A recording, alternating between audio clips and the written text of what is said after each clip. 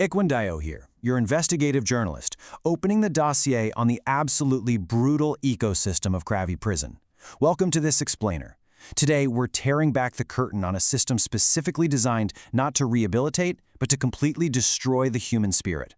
And we're going to examine the tragic yet redemptive psychological case study of an American engineer named Kyle LeBlanc. It's the ultimate test of one man's resilience, so let's dive right in.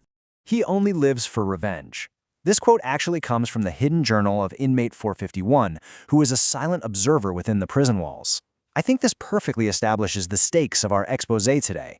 It frames a story of systemic corruption, extreme violence, and a really fundamental question. When you are thrown into a literal hellscape, do you let the darkness consume you, or do you somehow find a way to carry the light?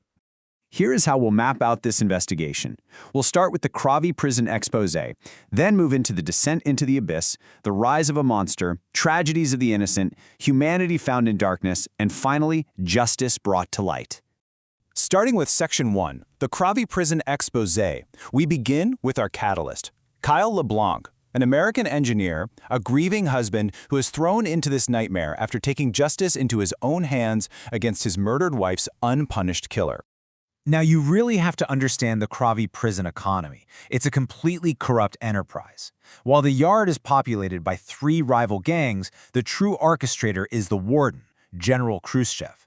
He and his administration specifically fuel and orchestrate bloody yard violence, forcing inmates to fight like gladiators for sheer financial gain through illegal betting. It is literally violence for profit. Moving to Section 2. Descent into the abyss. We look at the very beginning of Kyle's sentence, where the first severing of his humanity happens almost immediately. A corrupt guard brutally steals his wedding ring, taking his very last physical connection to his murdered wife. Kyle was then thrown into a punishment cell, and it is a total sensory nightmare. We're talking raw sewage gutters, walls stained with the blood of past suicides, unbearable smells, and pitch-black isolation. It's so utterly hopeless that Kyle actually tries to take his own life here. But then this incredible high-contrast metaphor appears. A single, delicate moth lands on his spoon in the pitch black. For Kyle, that moth represents his wife. It's a sign urging him to live, and it effectively saves him from suicide. So if we track his psychological transformation, you can see the sheer drop from a grieving husband on day 1 to a helpless victim of the guards by month 3. But by year 1, the environment forces him to evolve into a hardened fighter, before ultimately becoming a redeemed survivor by year 2. This entire rebirth is forged in a blindingly hot, violently corrupt environment. Section 3, Rise of a Monster. Ekundayo here again, stepping with you right into the dust and blood of the prison yard to witness Kyle's terrifying evolution, because he quickly realizes that in Kravavi only violence suppresses violence. So what turns a meek sheep into a bloodthirsty monster? Looking through the eyes of the other terrified prisoners, we watch this civilized engineer fade into a shadowed gladiator. Kyle trains relentlessly in the brutal heat. His body becomes like sculpted armor. And then, in his first official match, he faces the reigning champion, Andrei. The fight is savage, and it ends with Kyle literally tearing out Andrei's windpipe. The man who once abhorred violence becomes its very incarnation. He slicks his hair back, loses his grip on his sanity, and truly becomes a monster. Bringing us to Section 4, Tragedies of the Innocent. Returning to the anchor desk as your investigative guide, Ekundayo here, we really need to look at the collateral damage, the tragic secondary characters surrounding Kyle, because his transformation does not happen in a vacuum. We're looking at a stark contrast between 2 very different paths. You have Kyle, who adapts to the brutality by becoming completely ruthless. And then you have Billy. Billy is a young, innocent American inmate serving a short sentence for a DUI. He is intensely vulnerable. He is relentlessly abused by Andrei and then later by a brutal transfer named Valia.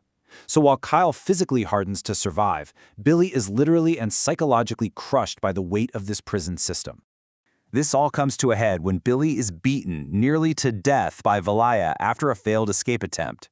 Lying on the floor, covered in bruises and barely breathing, Billy whispers something final to Kyle just before he dies.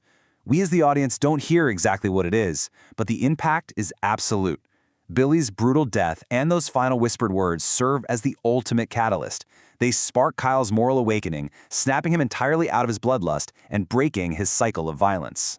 Which leads us to Section 5, Humanity Found in Darkness. This is the absolute turning point of our explainer. A massive match is scheduled between Kyle and Valia, the very monster who tortured Billy. But Kyle steps into the yard, crouches on the floor, and his expression just goes blank. He absolutely refuses to fight. He takes Valia's vicious, crushing blows without ever throwing a punch back.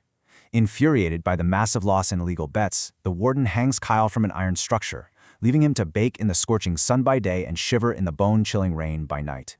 But Kyle never gives in, and his staggering display of the unyielding human spirit triggers something unprecedented. We see a sudden act of solidarity across the entire prison.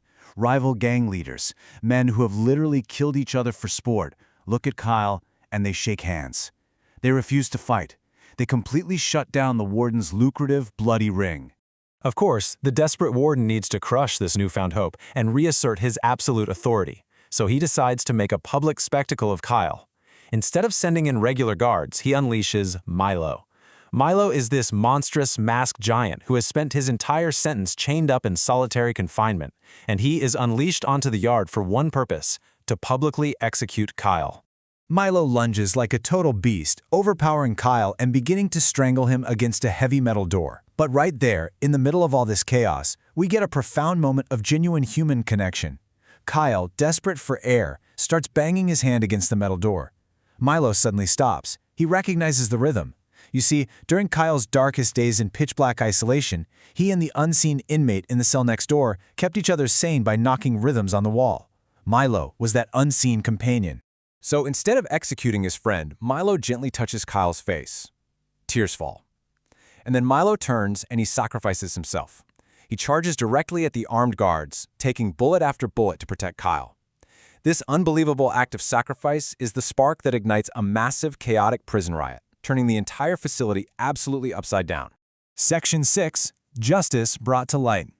Entering the final phase of our investigation, Ekundayo here, guiding you through the smoke and the chaos. We're going to examine how calculated survival and brutal justice finally intertwine. Amidst the riot, Kyle manages to break out Inmate 451, that silent observer we mentioned at the start. 451 has an escape plan, but it requires Kyle to fight one last, genuine battle. Guided by 451's calculation, Kyle fights Valia, this time not for sport, but for pure survival, and he defeats him.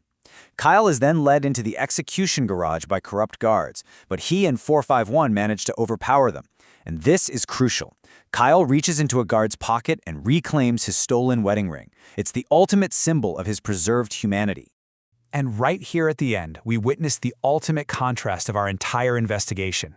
Kyle secures a guard uniform, gets into the warden's car, and drives out through the checkpoints toward freedom, ready to expose this systemic abuse to the world. But 451, he refuses to leave. He stays behind in the shadows. Armed with nothing but a pair of pliers, 451 corners the corrupt warden in his office and permanently silences him by brutally ripping out his tongue. It is a gruesome, terrifying demise for a man of total depravity. 20. That is the number of years of documented murder, illegal betting, and systematic corruption contained within Inmate 451's hidden journal. That is the exact journal successfully smuggled out in the trunk of the dead warden's own car, driven into the light by Kyle LeBlanc. He gave the truth a way out. That final quote perfectly encapsulates the harrowing journey we've tracked today. So as we close this dossier, I want you to ask yourself, what is the ultimate psychological cost of surviving such extreme, systemic darkness just to bring the truth to light? Thank you so much for joining me on this explainer. Stay curious, and I'll catch you next time.